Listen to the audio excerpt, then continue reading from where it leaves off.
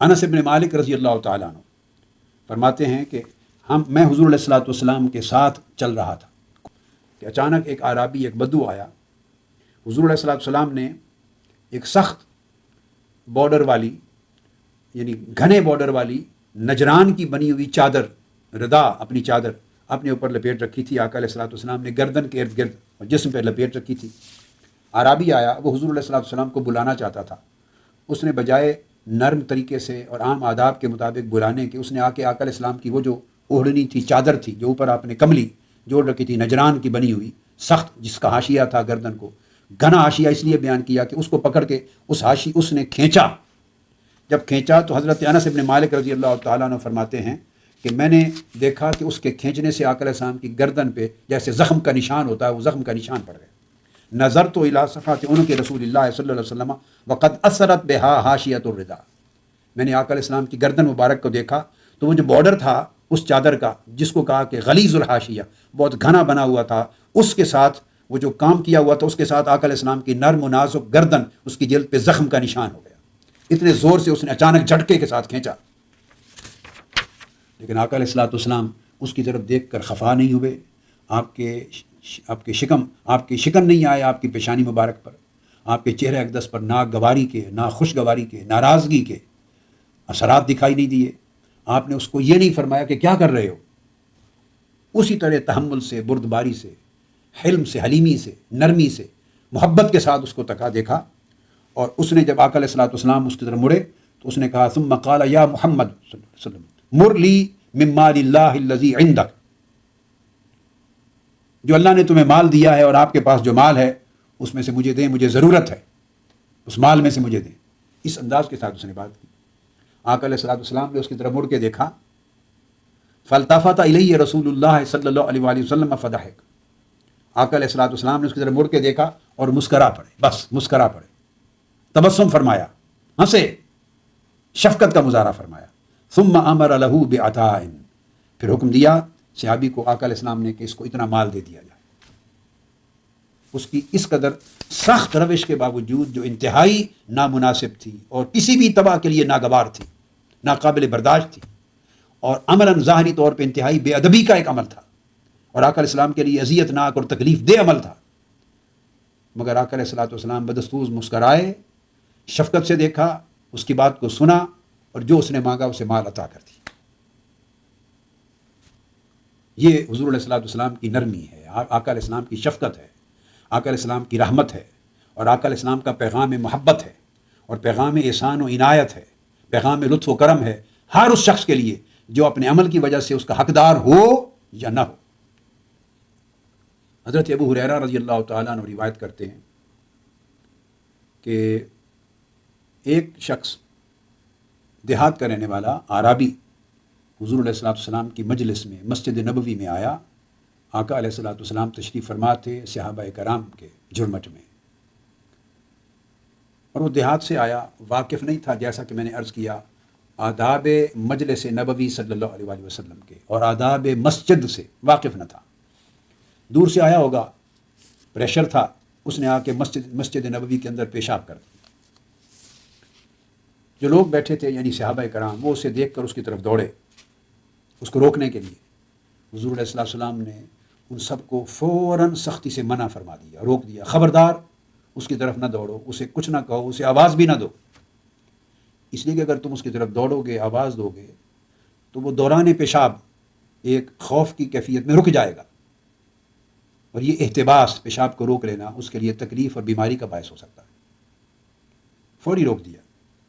اور جب وہ پیشاب کر کے فارغ ہو چکا اور مسجد نبوی میں کرتا رہا سب کے سامنے، تو اس کے بعد حضور علیہ السلام نے فرمایا کہ اب اسے تم نہ جھڑکو، اسے معلوم نہیں آداب مسجد کیا ہے. خاموشی سے 2-3 ڈول پانی کے لے کر اس کے سامنے جہاں اس نے پیشاب کیا ہے وہاں بہا دو، اس جگہ کو دھو دو. کچھ یہ سمجھ جائے گا کہ یہ پیشاب کرنا مناسب نہیں تھا، فوری دھویا جا رہا ہے. اور بعد ازاں حضور علیہ الصلوۃ والسلام نے خود بھی اسے بلا کے بڑی شفقت اور محبت اور حکمت کے ساتھ مسجد کے آداب کے بارے میں سمجھا دیا. اب آپ اندازہ کیجیے. تو یہ جب حضور علیہ السلام نے ان کو منع کیا کہ اس کو خبردار اس کو مت روکو، تو ساتھ ہی آقا علیہ السلام نے فرمایا وَبُعِثْتُم مُيَسِّرِينَ، ولم تبعثوا مؤثرین، کہ تم تو لوگوں کے لیے آسانی پیدا کرنے والے بنائے گئے ہو، کسی کے لیے سختی، تنگی اور مشکل پیدا کرنے والا تمہیں بنایا نہیں گیا، اور لوگوں کو اپنی شفقت اور نرمی کے ساتھ دین کی طرف دعوت دینے والے اور دین کی طرف رغبت کرنے والے بنایا گیا ہے تمہیں۔ سخت رویے سے لوگوں کو دین سے بھگانے والا تمہیں نہیں بنایا گیا۔ یہ حدیث حضرت انس رضی اللہ تعالیٰ عنہ سے بھی روایت ہے اور حضرت ابو ہریرہ رضی اللہ تعالیٰ عنہ سے بھی روایت ہے، جس میں فرماتے ہیں کہ جاء اعرابی فبال فی طائفۃ المسجد فزجرہ الناس فنہاہم النبی صلی اللہ علیہ وسلم وقال لا تظلموہ فلما قضى بولہ امر النبی صلی اللہ علیہ وسلم بذنوب من ماء۔ اب آپ اندازہ کیجئے کہ ایک شخص مسجد نبوی میں آقا علیہ الصلوۃ والسلام کے سامنے ایک ایسے فعل کا مرتکب ہوتا ہے۔ آج بھی بڑا کوئی سیکولر آدمی ہو، بڑا ہیومنسٹ آدمی ہو، بڑا ہیومن ویلیوز کا خیال رکھنے والا ہو، بڑا سافٹ اور بڑا کائنڈ نیچر کا آدمی ہو، وہ بھی اتنے ضبط اور صبر اور اس قدر نرمی، شفقت اور لطف و عنایت کا مظاہرہ نہیں کر سکتا۔ پھر تصور کیجئے کہ آقا علیہ السلام کی بارگاہ ہے، حضور علیہ السلام بنفس نفیس تشریف فرما ہیں، اور اللہ کا گھر ہے، مسجد نبوی ہے، اور اس وقت اس جگہ پر ان کے سامنے ایک شخص کا آ کے، اور بچہ بھی نہیں ہے، آ کے بالغ پیشاب کر دینا، تو آقا علیہ السلام نے دوران پیشاب ان کو منع کرنے اور اس کی طرف دوڑنے اور اسے آواز دینے سے بھی روک دیا کہ اسے تکلیف نہ ہو، اور فارغ ہو جانے کے بعد فرمایا پانی بہا دو۔ اور آپ نے فرمایا کہ جو مسجدیں ہیں ان میں اس کو سمجھا کے پیار سے بٹھا کے فرمایا ان میں نماز پڑھی جاتی ہے، ان میں اللہ کا ذکر کیا جاتا ہے، ان میں اللہ کی عبادت کی جاتی ہے، اور پیشاب اور اس قسم کی چیزوں کے لیے یہ مسجد کے صحن اور مسجد نہیں ہوتی۔ آداب مسجد کے استعمال کس کس مقصد کے لیے ہیں اور کیا کیا چیز ممنوع ہے، یہ سارے مسائل اور آداب آقا علیہ السلام نے اسے حکمت کے ساتھ نرمی سے سمجھا دی۔ اسی طرح ایک حدیث آتی ہے اور اسے بھی امام بخاری نے روایت کیا ہے، صحیح بخاری میں، حضرت ابو ہریرہ رضی اللہ تعالیٰ عنہ نے فرمایا کہ قام رسول اللہ صلی اللہ علیہ وسلم فی صلاۃ وقمنا معه فقال اعرابی وهو فی الصلاۃ اللہم ارحمنی ومحمدا صلی اللہ علیہ وسلم ولا ترحم معنا احدا فلما سلم النبی صلی اللہ علیہ وسلم قال للاعرابی لقد حجرت واسعا یرید رحمت اللہ تعالی۔ ابو ہریرہ رضی اللہ تعالیٰ عنہ نے فرمایا کہ حضور علیہ الصلوۃ والسلام نماز پڑھا رہے تھے باجماعت، اور ہم آپ کی اقتداء میں نماز ادا کر رہے تھے۔ ہمارے ساتھ صف میں ایک اعرابی دیہات کا رہنے والا شخص بھی کھڑا تھا۔ دوران نماز اس کی آواز سنائی دی ہمیں، اس نے کہا اللہ مجھ پہ رحم کر اور حضرت محمد صلی اللہ علیہ وسلم پر بھی رحم کر، اور ہم دو کے سوا، ہمارے دونوں کے سوا کسی اور پہ رحم نہ کر۔ سادہ آدمی ہے، اب وہ دعا کر رہا ہے دوران نماز، مجھ پہ رحم کر اور حضرت محمد صلی اللہ تعالیٰ علیہ وسلم پہ رحم کر، اور ہمارے سوا کسی اور پہ رحم نہ کر۔ عجیب سی بات کہہ دی اس نے۔ صحابہ کرام کہتے ہیں کہ ہم نماز سے فارغ ہوئے تو آقا علیہ الصلوۃ والسلام نے بڑی شفقت کے ساتھ اس اعرابی سے کہا، اور اسے یہ نہیں فرمایا کہ تم نے یہ عجیب قسم کے کلمات کیوں کہے،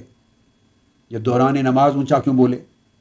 یا تم نے یہ خاص قسم کی دعا کے کلمات جو نامناسب ہیں، ناجائز ہیں، یہ کیوں کہے، یہ کیوں کہا کہ کسی اور پر رحم نہ کر۔ اس طرح کی کئی باتیں ہو سکتی ہیں۔ آقا علیہ السلام نے اسے اس طرح کی بات نہیں کی، اس انداز سے مخاطب ہی نہیں فرمایا، کیوں کا سوال ہی نہیں کیا کہ تم نے یہ کیوں کیا،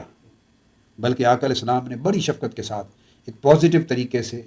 ایک مزاح کے انداز میں، پر تعلیم، پر تربیت مزاح، پر نصیحت مزاح کے انداز میں اسے فرمایا لقد حجرت واسعا، کہ اللہ کی وہ رحمت جو بڑی وسیع ہے، بھئی تو نے اس کو محدود کر دیا۔ بس اتنی بات کی، اسے سمجھ آ گئی، کیونکہ وہ یہ کہہ رہا تھا کہ مجھ پر اور حضرت محمد صلی اللہ علیہ وسلم پر، حضور علیہ الصلوۃ والسلام پر رحم فرما، اور ہم دو کے سوا کسی اور پہ رحم نہ کر۔ اب اسے بجائے ڈائریکٹ کویسچن کرنے کے کہ تم نے ایسا کیوں کہا یا کسی اور پہ رحم نہ کرنے کی بات کیوں کی، ڈائریکٹ اس طرح بات کرنے کی بجائے آقا علیہ السلام نے اسے یوں فرمایا، بات کو اس طرح پٹ کیا، لقد حجرت واسعا، اللہ کی رحمت بڑی وسیع ہے، وہ بڑی وسیع رحمت والا رب ہے، تو وہ رب جو اتنا وسیع ہے اور جس کی رحمت اتنی وسیع ہے، تو نے اس کو محدود کر دیا. اب آپ اندازہ کریں کیا انداز نصیحت ہے، کیا انداز تعلیم ہے، کیا اسلوب تربیت ہے آقا علیہ الصلوۃ والسلام کا، کہ کسی کو شرمساری بھی محسوس نہ ہو، کوئی ایمبیرسمنٹ بھی فیل نہ کرے، اور کسی کو ناراضگی بھی حضور علیہ السلام کی اور ناراض ہونا یہ بھی محسوس نہ ہو، اور وہ شرمسار بھی نہ ہو کسی کے سامنے، اور بات بھی سمجھا دی جائے. یہ آقا علیہ السلام کے رویے میں، آقا علیہ السلام کے بیہیویئر میں، آقا علیہ الصلوۃ والسلام کے لوگوں کے ساتھ کنڈکٹ میں ہر مقام پر، ہر سطح پر، ہر موقع پر ایک بے پایاں شفقت، نرمی، لطف و کرم، احسان اور سہولت کا عنصر ہر جگہ پایا جاتا ہے، اتنی کثرت اور فراوانی کے ساتھ کہ انسانی عقل عام حالات میں تصور بھی نہیں کر سکتا. ایک اور حدیث آتی ہے، پہلی حدیث جو میں نے کوٹ کی ابھی، یہ بھی صحیح بخاری میں تھی، جس کو امام بخاری نے روایت کیا، میں اس کا حوالہ کوٹ کر چکا ہوں. تو اگلی حدیث جو اب کوٹ کر رہا ہوں وہ انس بن مالک رضی اللہ تعالیٰ عنہ کی سے مروی ہے، اور یہ متفق علیہ ہے، یہ بھی صحیح بخاری اور صحیح مسلم میں دونوں میں آئی ہے. اس سے اسلام کا، اسلام کی تعلیمات کا، اسلامی برتاؤ کا، اسلامک کنڈکٹ اور اسلامک بیہیویئر کا مجموعی مزاج اسٹیبلش ہوتا ہے. اسی طرح حضرت صفوان بن اسال رضی اللہ تعالیٰ عنہ سے مروی، وہ بیان کرتے ہیں کہ ہم آقا علیہ الصلوۃ والسلام کی ہمراہ مجلس میں بیٹھے ہوئے تھے، اور جب ہم نے دیکھا کہ ایک اعرابی آیا، ایک بدو آیا، ایک شخص، اور اس نے اونچی آواز کے ساتھ آقا علیہ السلام کو پکارا. اذ ناداہ اعرابی بصوت لہ جہوری، اس نے بڑی اونچی آواز کے ساتھ حضور علیہ السلام کو پکارا، کہا یا محمد صلی اللہ تعالیٰ علیہ وآلہ وسلم. آقا علیہ السلام نے اسی طرح اس کو جواب دیا. ہم نے کہا فقلنا له اغضض من صوتك فإنك نهيت عن هذا فقال لا والله لا اغضض من صوتي. ہم نے تیزی سے اس شخص کو کہا بھائی آواز آہستہ کرو. آقا علیہ السلام کی بارگاہ اقدس میں آواز کو اونچا کرنا یہ روک دیا گیا ہے، منع کر دیا گیا ہے، جائز نہیں ہے، اللہ پاک نے منع فرما دیا ہے. لا ترفعوا اصواتکم فوق صوت النبی، حکم قرآن نازل ہو گیا ہے کہ بارگاہ مصطفیٰ میں آؤ تو پست آواز کے ساتھ ادب بن بولو، بات کیا کرو، آہستہ بولو. منع کر دیا گیا اونچی آواز سے بولنا.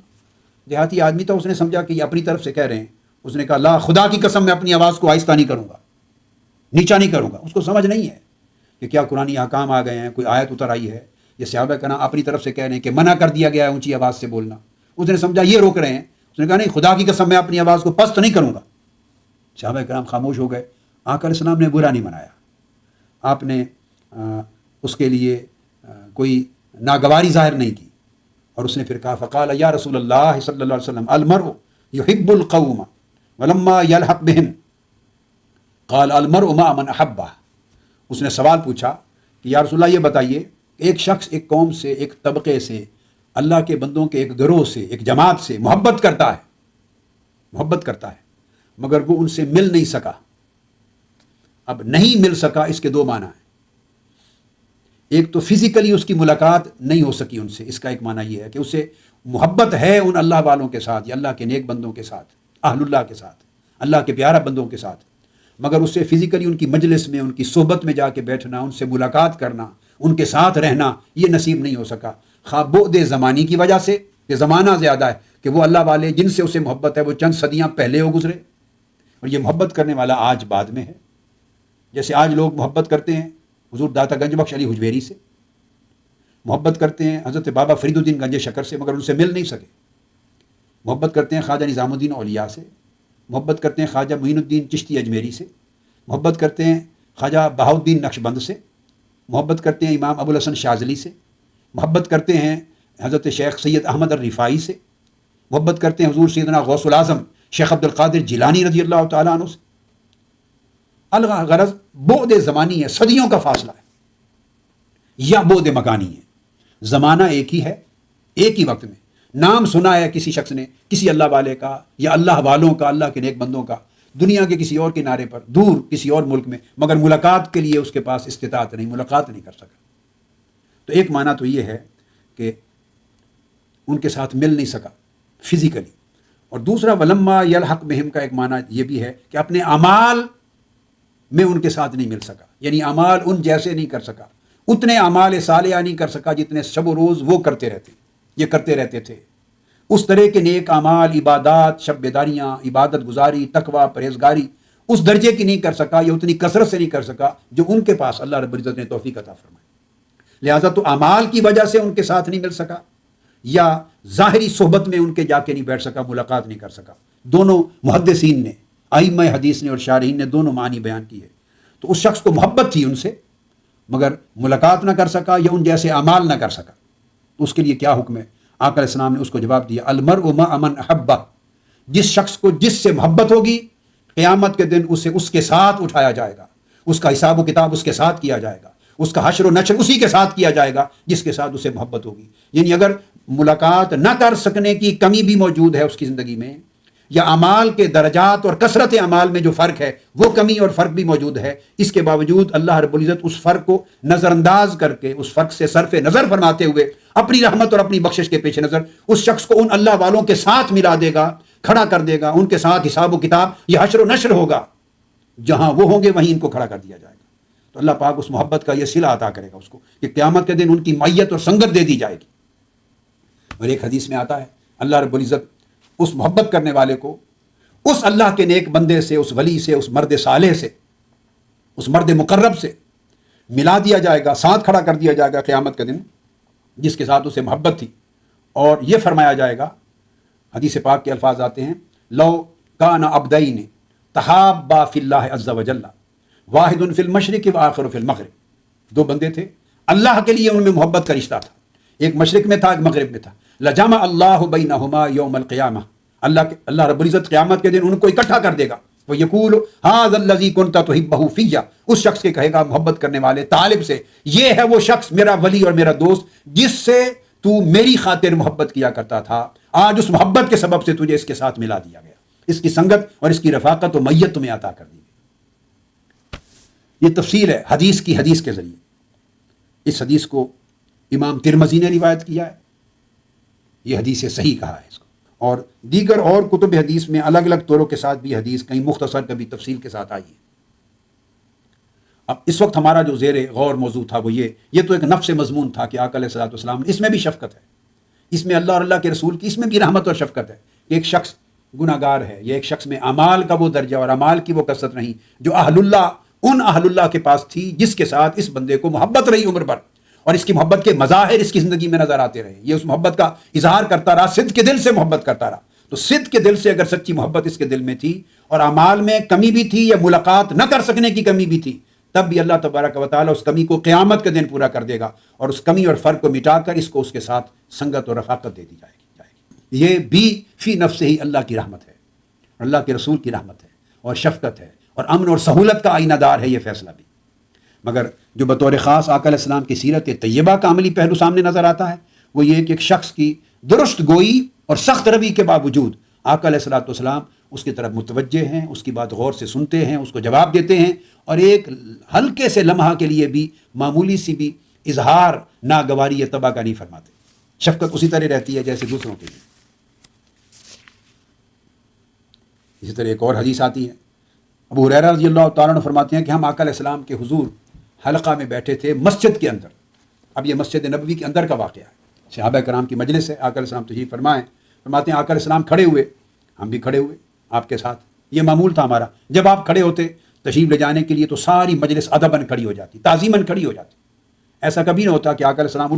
اٹھ کے چلے گئے اپنی حاجت کے لیے یا گھر جانے کے لیے تو صحابہ کرام یہ سمجھیں کہ حضور علیہ السلام تشریف لے جا رہے ہیں، ذاتی کام کے لیے وہ بیٹھے رہے، نہیں، فرماتے اذا قام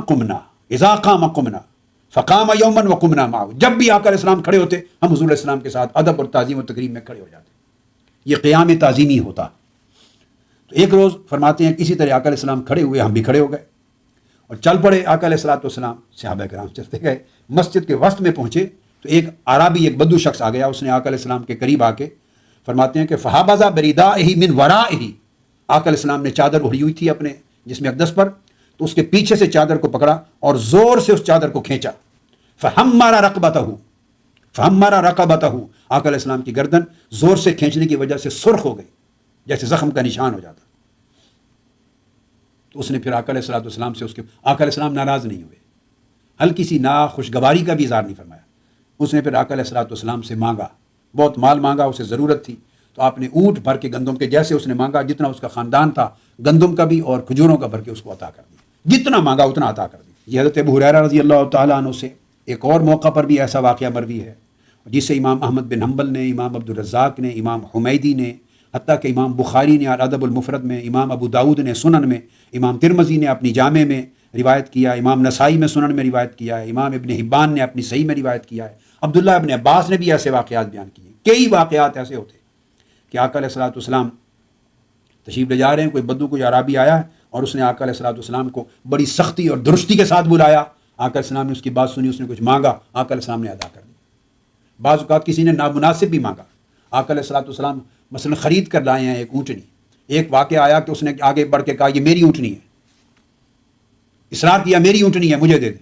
آقا علیہ السلام نے اس کو عطا کر دی۔ صحابہ کرام عجیب کیفیت میں حیران اور ششدر رہ گئے، مگر آقا علیہ السلام نے فرمایا چلو اسے سمجھ نہیں ہے، بعد میں ساری بات سمجھا دی۔ اس طرح کے کئی واقعات ہوتے تو حضور صلی اللہ علیہ وآلہ وسلم کی ذات اقدس سے کبھی بھی ناخوشگواری کا اظہار نہ ہوتا تھا۔ حضرت ابو رفاع رضی اللہ تعالیٰ عنہ سے مروی ہے ایک اور حدیث میں، وہ کہتے ہیں قال انتہیت الی النبی صلی اللہ علیہ وسلم وهو یخطب، یہ خطبہ جمعہ کے دن کا ایک واقعہ ہے۔ جمعہ کے دن آقا علیہ السلام مسجد نبوی میں خطبہ جمعہ ارشاد فرما رہے ہیں۔ اس حدیث کو امام مسلم نے روایت کیا ہے کتاب الجمعہ میں، باب حدیث التعلیم فی الخطبہ، یعنی خطبہ کے دوران تعلیم دینے، تربیت دینے کی گفتگو کے موضوع پر ایک باب بنایا ہے کتاب الجمعہ میں۔ فرماتے ہیں کہ ایک شخص آیا، اس کو لے کر میں آقا علیہ السلام کی بارگاہ میں حاضر ہوا، وہ دین کے بارے میں کچھ پوچھنا چاہتا تھا۔ سوال اس نے کہا حضور علیہ السلام کہاں ہیں؟ میں نے ان سے دین کے بارے میں پوچھنا ہے۔ میں اسے لے کر آقا علیہ السلام کی بارگاہ میں پہنچا، جب پہنچا مسجد نبوی میں تو خطبہ جمعہ شروع ہو چکا تھا۔ اب جب خطبہ جمعہ آقا علیہ السلام دے رہے تھے، اب وہ صحابی خود کہتے ہیں اوائل دور کی باتیں ہیں، تمام مسائل، احکام، آداب گریجولی واضح ہوا کرتے تھے، تمام احکام کا پورا کمپینڈیم، سارے مسائل اور سارے آداب کا پورا کمپینڈیم روز اول سے تعلیم نہیں کر دیا گیا تھا۔ اس طرح واقعات پیش آتے سٹیپ بائی سٹیپ، تو اس کے نتیجے میں بعد میں آقا علیہ السلام کسی اگلی مجلس میں اس کے احکام واضح فرما دیتے، آداب واضح فرما دیتے، یا اس پر قرآنی آیات نازل ہو جاتی تو تب حکم اور ادب واضح ہو جاتا۔ تو اس طرح ایونچولی مختلف ایونٹس اور انسیڈنٹس پیش آنے کے ساتھ ساتھ احکام، آداب اور مسائل واضح ہوتے چلے جاتے۔ یہ ایک نیچرل پروسیس تھا آداب اور احکام کی تعلیم دینے کا، اس وقت تک عام لوگوں کو معلوم نہیں تھا۔ وہ کہتے ہیں کہ میں اس شخص کو لے کے آیا اندر، تو آقا علیہ السلام ممبر پہ تشریف فرما خطبہ دے رہے ہیں، تو میں نے عرض کیا، دوران خطبہ بلایا آقا علیہ السلام کو، وقلت یا رسول اللہ صلی اللہ علیہ وسلم رجل غریب جاء یسأل عن دینہ، یا رسول اللہ یہ ایک اجنبی شخص ہے، باہر سے آیا ہے، دور سے، اجنبی، اسے اپنے دین کے بارے میں کچھ معلوم نہیں، یا رسول اللہ یہ آیا ہے دین کے بارے میں سوال کرتا ہے کہ دین کیا ہے۔ اب وہ بتا رہے ہیں کہ میں نے دوران خطبہ آقا علیہ السلام کی بارگاہ میں مسجد نبی میں کھڑے ہو کے یہ بات کہہ دی۔ قال فاقبل علی رسول اللہ صلی اللہ علیہ وآلہ وسلم وترک خطبتہ، آقا علیہ السلام میری طرف متوجہ ہو گئے اور آپ نے اپنا خطبہ روک لیا۔ اب آپ اندازہ فرمائیے، یہ بھی فرما سکتے تھے کہ بیٹھ جاؤ، نماز کے بعد بات کرنا، دوران خطبہ بولنے کی اجازت نہیں، دیٹس اٹ، فرما سکتے تھے۔ مگر ایک بات یاد رکھ لیجئے، آقا علیہ الصلوۃ والسلام کی حیات طیبہ میں کوئی چیز بھی واقع ہو گئی، دوران خطبہ کسی نے بات کر لی، آپ خاموش ہو گئے، خطبہ روک دیا، اس سے بات کر لی، تو آقا علیہ السلام کے کسی بھی عمل سے حکم شریعت نہیں ٹوٹتا، کہ جو عمل بھی کرتے اس لمحے کے لیے وہی حکم شریعت بن جاتا، کیونکہ خود وجود رسول، حیات رسول، عمل رسول، فعل رسول، ہر چیز، قول رسول، جو کچھ کرتے، جو کچھ کہتے، وہی شریعت ہوتی۔ شریعت کا وجود سوائے قول و فعل رسول کے اور کچھ نہ تھا، جو کچھ آقا علیہ السلام سے صادر ہوتا وہی شریعت بن جاتی اس لمحے۔ بعد میں حکم فرما دیتے، آئندہ کے لیے منع کر دیتے، امت کے لیے منع ہو گیا۔ تو آقا علیہ السلام خاموش ہو گئے، خطبہ روک دیا، اور وہ کہتے ہیں کہ میری طرف حضور علیہ السلام متوجہ ہوئے، حتیٰ انتہا الیہ، حتیٰ کہ آقا علیہ السلام میرے پاس آ گئے۔ اس اجنبی شخص کو دیکھا کہ اس کے اندر ایک اضطراب ہے، نا واقف ہے، دور سے آیا ہے اور انتظار شاید نہیں کر سکتا۔ تو آقا علیہ السلام خطبہ روک کر اتر کر مسجد اپنے ممبر سے فرماتے ہیں صحابی کے میرے پاس آ گئے اور آقا علیہ السلام آ کے کھڑے ہو گئے، فَأُوتِيَ بِكُرْسِيٍّ، آقا علیہ السلام کے لیے کرسی وہاں لائی گئی، کرسی رکھ دی گئی۔ حضور علیہ السلام اس کرسی پر تشریف فرما ہوئے، فقعد علی رسول اللہ صلی اللہ علیہ وسلم وجعل يعلمني مما علمه ثم اتى خطبته فاتم آخرها۔ یہ جو صحابی ہیں خود، یہ ان کا اپنا واقعہ ہے، چونکہ ان کا اپنا واقعہ ہے، اسلام قبول کرنے اور جلیل القدر صحابی ہو جانے سے قبل کہتے ہیں کہ میں ایک اجنبی شخص تھا، تو میں آقا علیہ السلام کی بارگاہ میں آیا، اور آ کے میں نے پکار کے کہا یا رسول اللہ ایک اجنبی شخص آیا ہے، اشارہ اپنی طرف کر رہے ہیں، اجنبی شخص آیا ہے اور اپنے دین کے بارے میں سوال کرتا ہے۔ تو آقا علیہ السلام خطبہ چھوڑ کے اتر آئے، کرسی پہ بیٹھ کے فرمایا مجھے تعلیم دی، مجھے سمجھایا، مجھے تربیت فرمائی، جو کچھ حضور صلی اللہ علیہ وسلم کو اللہ نے ارشاد فرمایا تھا وہ سارا مجھے آپ نے تعلیم میں ارشاد فرمایا۔ جب مکمل کر چکے تعلیم، جو میں نے پوچھنا تھا پوچھ لیا، اور آقا علیہ السلام نے سب کچھ سمجھا دیا۔ پھر آقا علیہ السلام واپس پلٹ کر اپنے خطبہ کے ممبر کی طرف تشریف لے گئے اور بقیہ خطبہ پڑھا اور اسے مکمل کیا۔ دوران خطبہ جمعہ بھی آقا علیہ السلام نے اٹینڈ کر لیا اس کو۔ اور وہ صحابی اس وقت جو اجنبی تھے وہ بعد میں یہ حدیث خود روایت کر رہے ہیں کہ میرے ساتھ یہ ماجرا ہوا۔ اسی طرح ایک اور حدیث آتی ہے آقا علیہ الصلوۃ والسلام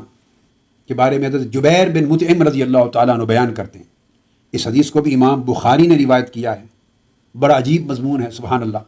فرماتے ہیں کہ آقا علیہ الصلوۃ والسلام ہمارے ساتھ تھے،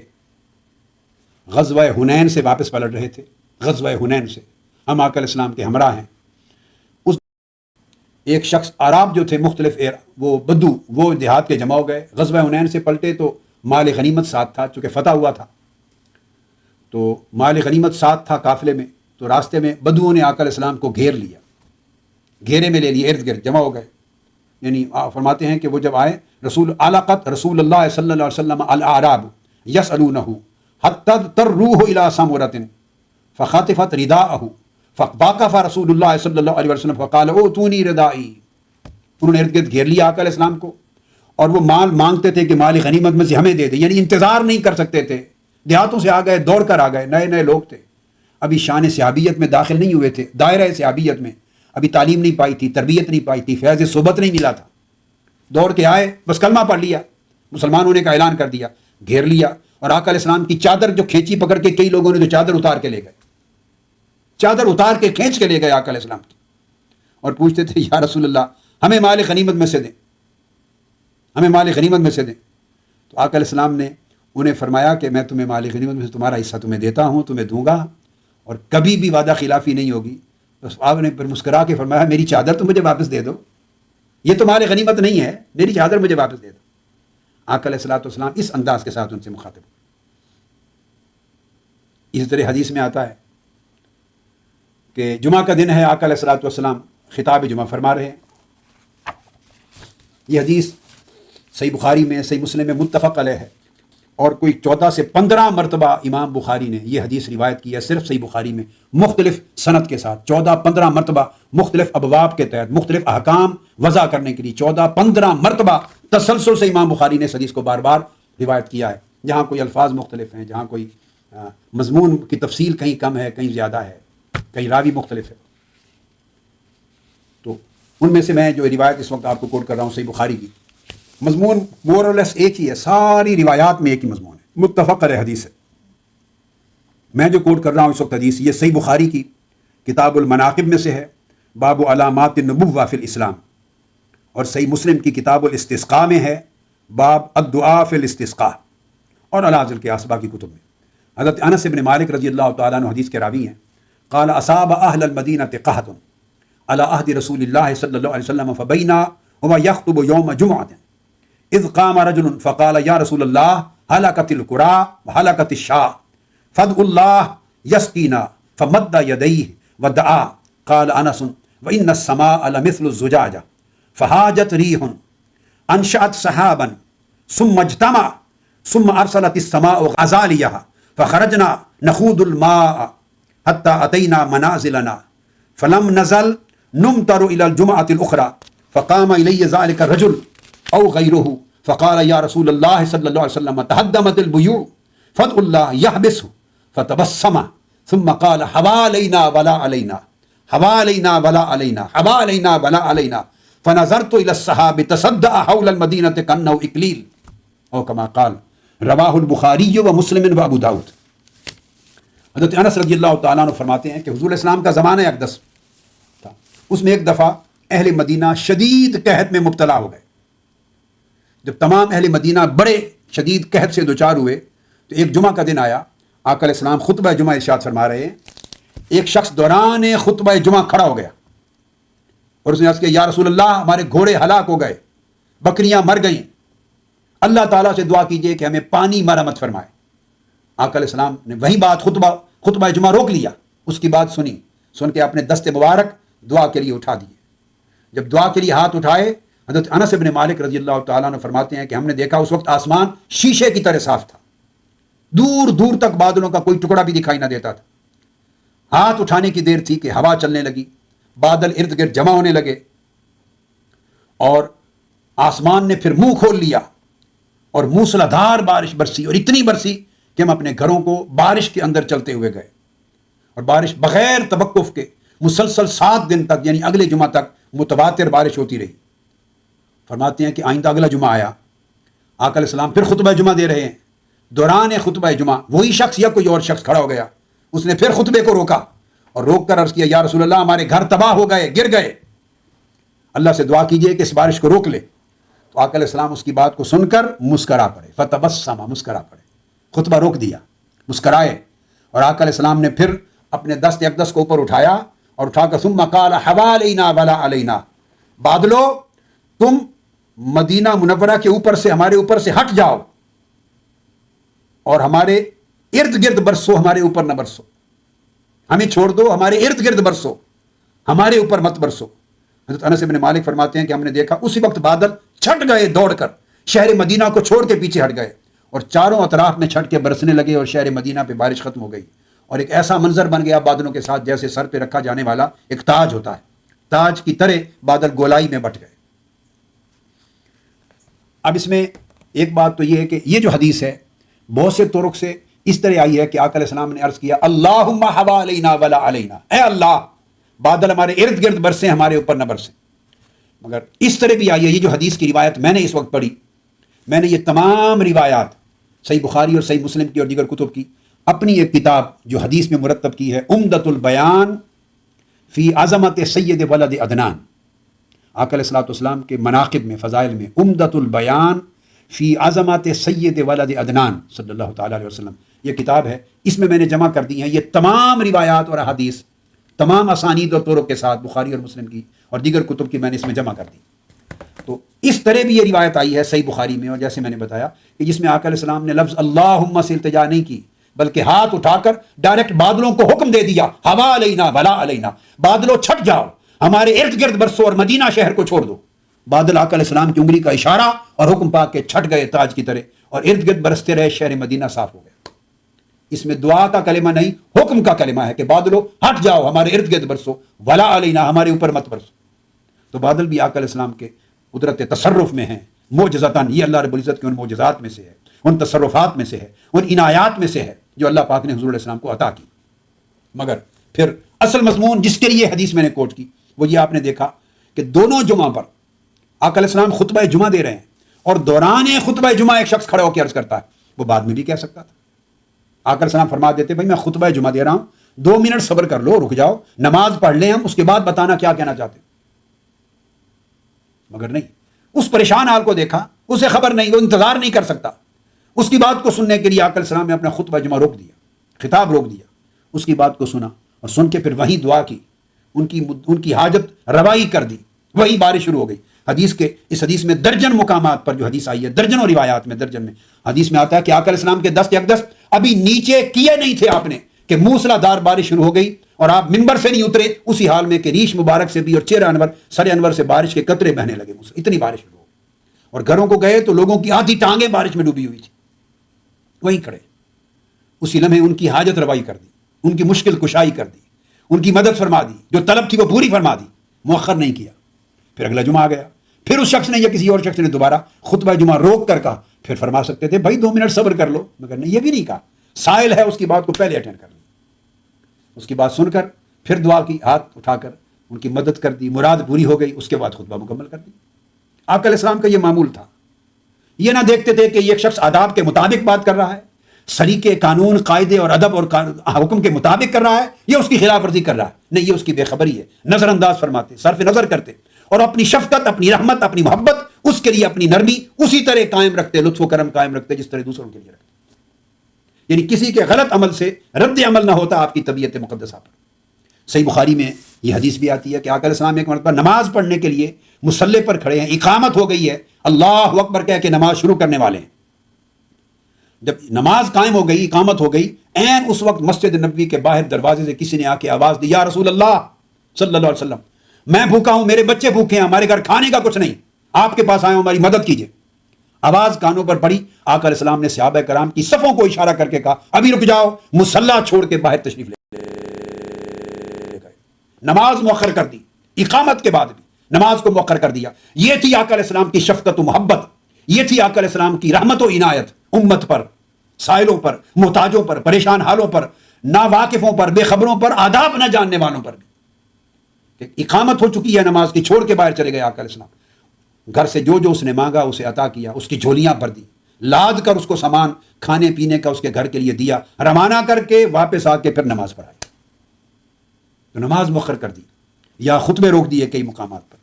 آقا علیہ الصلوۃ والسلام کا یہ اسلوب تھا، یہ انداز تھا رحمت و شفقت کا، جو جا بجا کتب حدیث میں ہمیں نظر آتا ہے۔